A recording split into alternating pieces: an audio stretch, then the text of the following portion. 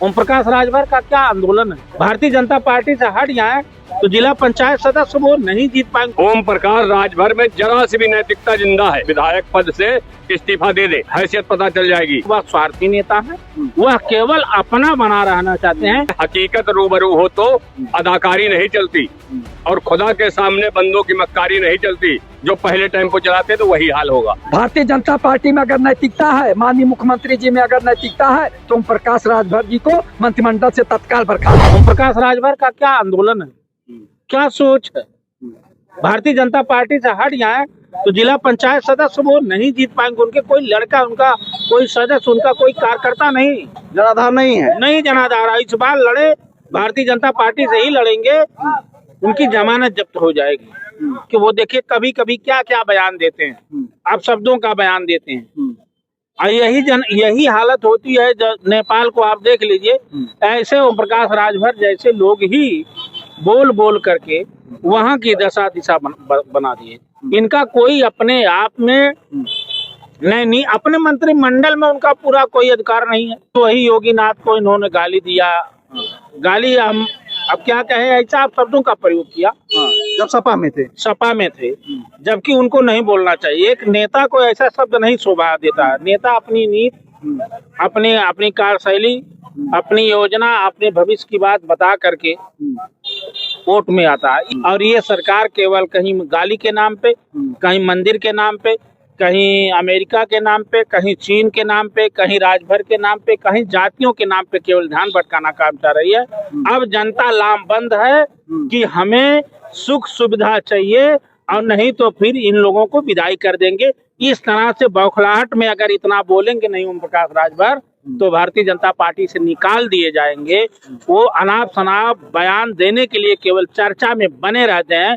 इसके अलावा उनको एक समाज में वो अपना काम करके बता दे। वो पिछड़ों की बात करके आए थे, उनका मुद्दा जो था पिछड़ों का, उनके समाज का जो मुद्दा था महाराजा सुहेल देव का, आप भूल गए। अब क्यों नहीं उस पर चर्चा कर लेते? आप सरकार में हो, केंद्र में हो, उत्तर प्रदेश में हो, अब क्यों, अब क्या कमी है? आप कैबिनेट मंत्री हो। तो इससे सिद्ध होता है वह स्वार्थी नेता है, वह केवल अपना बना रहना चाहते हैं।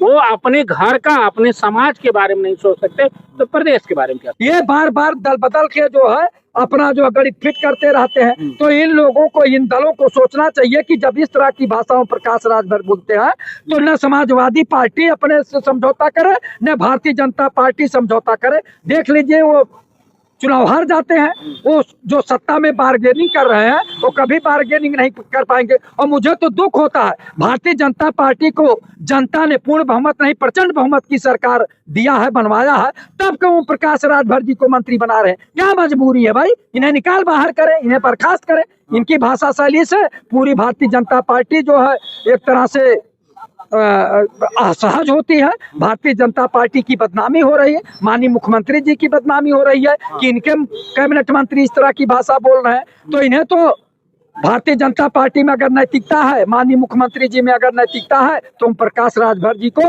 मंत्रिमंडल से तत्काल बर्खास्त। ये आज अभी जब तक भारतीय जनता पार्टी की हुकूमत है, क्योंकि ये हमेशा सत्ता के साथ रहने चाहता है, तो इस वजह से, और अभी जिस विधानसभा क्षेत्र से विधायक है और विधायक समाजवादी पार्टी की दृष्टि पे हैं, क्योंकि आज इनकी हैसियत है, अगर आप जहुराबाद विधानसभा क्षेत्र में चले जाएंगे तो जो इनके समाज, इनके बिरादरी का वोट है वो इनके खिलाफ है। हजारों भी जनाधार नहीं है, इतना भी। अभी मैं कह रहा हूं ना, अगर ओम प्रकाश राजभर में जरा सी भी नैतिकता जिंदा है, जरा सी भी बाल के बराबर, तो यो विधानसभा जो है विधायक पद से इस्तीफा दे दे, फिर इनकी कहते हैसियत पता चल जाएगी। कहते हैं हकीकत रूबरू हो तो अदाकारी नहीं चलती और खुदा के सामने बंदों की मक्कारी नहीं चलती। तुम्हारा दबदबा जब तक मंत्री हो, जब तक हो, और जब मंत्री नहीं रहोगे, यही भारतीय जनता पार्टी, क्योंकि तुम्हारा वो सगा नहीं जिसको तुमने ठगा नहीं, ये ओम प्रकाश राजभर है। क्योंकि इसकी करनी और कथनी 2024 में अपने बेटा का चुनाव लड़वाए जो थे लोकसभा का, किस पोजीशन पे गए थे? तो इस वजह से ये जो भी है बड़बोलापन इसका है। ये बड़बोलेपन से कभी कहता कि अमित शाह जी को ये करेंगे, कभी कहता मोदी जी को ये करेंगे, कभी कहता, और जब उसके बाद में क्या कहा, अखिलेश को सिपाही भेजेंगे चुनाव हरा के। तब तो 2024 में साथ में थे भी नहीं, 2024 में तो ये इनके साथ में थे भी नहीं। लेकिन किस तरीके से समाजवादी पार्टी और इंडिया गठबंधन ने उत्तर प्रदेश के अंदर 43 सीटें जीत करके बीजेपी को कहां पहुंचाया। तो ये सिर्फ ओम प्रकाश राजभर सिर्फ हम मलाई चाटने के चक्कर में सत्ता में रहता है और सिर्फ अपने परिवार के अलावा किसी को कुछ नहीं समझता है। कई इनके दल के जो बड़े लीडर थे, जिन लोगों ने ये पार्टी बनाई सुभाषपा, उन लोगों को टिकट के नाम पर दूसरी पार्टियों से जब ये तोड़ करता तो कहता 10 टिकट चाहिए, 20 टिकट चाहिए।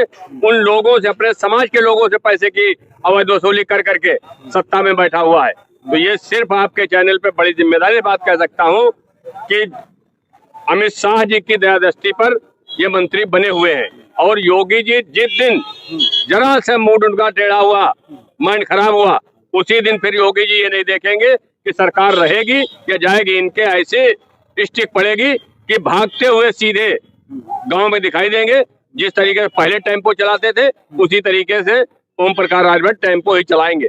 और 2027 में जौहराबाद की जनता इनको वही हाल करेगी, जो पहले टेम्पो चलाते थे वही हाल होगा। सब्सक्राइब करें साम टीवी, क्योंकि हम आ गए हैं अब आपके बीच, दिखाएंगे सत्ता के वादों और अपराधियों के एक एक कारनामे की हकीकत। और हाँ, अगर आपके पास भी हो कोई ऐसी खबर तो कमेंट करके हमें बताएं, क्योंकि बिना डर और दबाव के हम दिखाते हैं हर एक खबर डंके की चोट पर।